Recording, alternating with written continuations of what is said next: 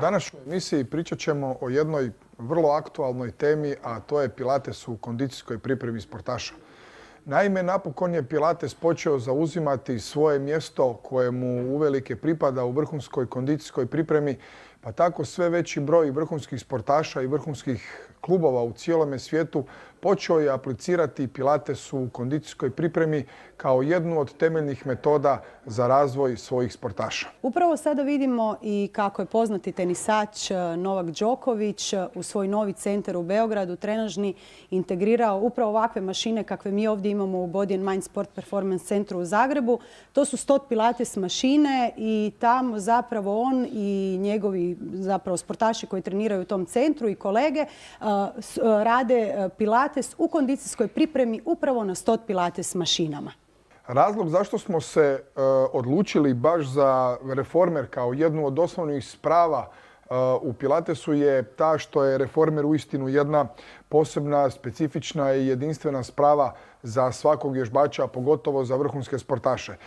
Mirela i ja smo odavno shvatili da su određene sposobnosti deficitarne kod gotovo svih sportaša. Mobilnost, stabilnost, fleksibilnost, preciznost i svjesnost pokreta. A to je ono što na ovoj posebnoj spravi uistinu možete dobiti sve u jednom. Naime, pokretna baza koju zapravo vidite ovdje na reformeru je jedan od osnova zašto se na reformeru iznimno učinkovito i funkcionalno trenira core. Kada vi zapravo ovu pokretnu bazu konektirate, znači dobit ćete manje ili veće otpore ovisno šta radite i zapravo na toj relativno nestabilnoj bazi radimo vježbe od ležanja, klečanja, poluklečanja do čak stojeće pozicije. I upravo u takvim pozicijama je na jedan vrlo interesantan i inteligentan, kako mi volimo reći, način aktiviran core. Ono što je isto tako specifikum rada u Pilatesu, ali posebno rada na Pilates reformerima je što opterećenja daju opruge. Znači kao što vidite otpori dolaze od opruga. To su takozvani elastični otpori. I upravo elastični otpori pomažu tome da se poveća povoljan opseg pokreta u zglobovima, da se utječe na elastičnost mišića i tetiva, što znamo da je osnova za ne samo prevenciju ozljeda i oporavak sportaša, nego i za razvoj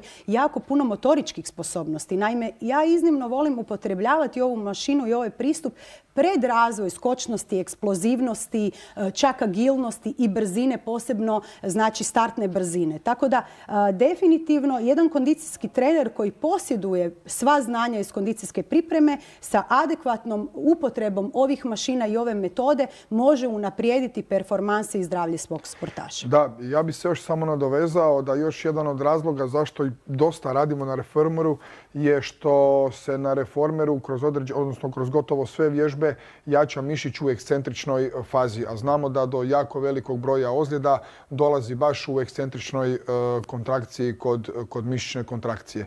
Tako da u svakom slučaju mislim da bi reformer trebao biti osnovni dio svakog trenažnog procesa, da li je on za uvodni dio treninga, da li za glavni dio treninga, da li za završni dio treninga, da li za razvoj određenih sposobnosti kao što si već rekla, pliometrije, mobilnosti, fleksibilnosti i stabilnosti.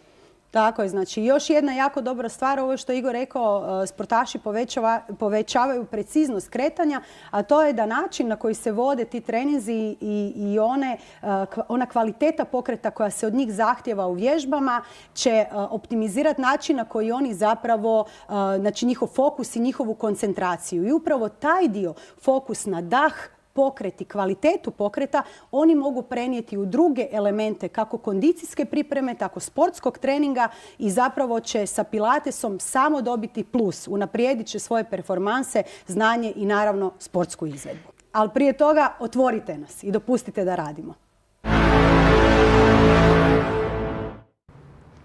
Dodaci prehrani, takozvani suplementi, dio su svakodnevnice za brojne sportaše. Opravdanost njihovog uzimanja i unosa ostavit ćemo za neku drugu emisiju, no svakako je bitno naglasiti da svaki unos zabranjenih tvari u organizam može biti veliki rizik za prave sportaše na dopinškoj kontroli. Kako je uopće moguće da dodatak prehrani koji se nalazi na tržištu može sadržavati zabranjenu tvar? Više je tome razloga. Prvo, proizvođač svjesno može proizvoditi dodatak prehrani u kojoj je zabranjena tvar. Slučaj je to s nemalim brojem proizvoda koji se mogu kupiti preko interneta. Štoviše, često se zabranjene tvari navode i na deklaraciji.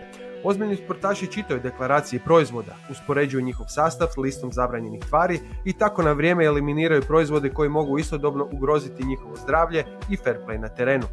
Dodatke prehrani s nedozvoljenom tvari neki sportaši rekreativci uzimaju ciljano i većina je ih svjesna rizika za narušavanje zdravlja. Na primjer, uzimanje testosterona putem suplemenata u cilju povećanja mišićne mase može između ostalog kod muškaraca dovesti do neplodnosti i raka testisa. Nadalje, zabranjena tvar može u dodatku prehrani biti prisutna uz znanje proizvođača bez da je to navedeno na deklaraciji. Isto tako, zabranjena tvar može biti dio mješavine čiji je sastav tajan i zaštićen patentom. Sportašima koji podliježu dopinškoj kontroli preporučuje se ne uzimati takve suplimente. Jednostavno ne možemo znati točan sastav proizvoda što predstavlja rizik za unos zabranjene tvari u organizam. I naravno, zabranjena tvar se u dodatku prehrani može naći nenamjerno. Zamislimo da neka farmaceutska industrija legalno proizvodi hormon rasta kao lijek. Ako se dio postrojenja nakon toga koristi u proizvodnju vitamina D kao dodatka prehrani, a nije se propisno očistilo, on će se očistiti, odnosno kontaminirati hormonom rasta. Uzme li ga sportaš koji potom pristupi dopinškoj kontroli, rezultat će biti pozitivan.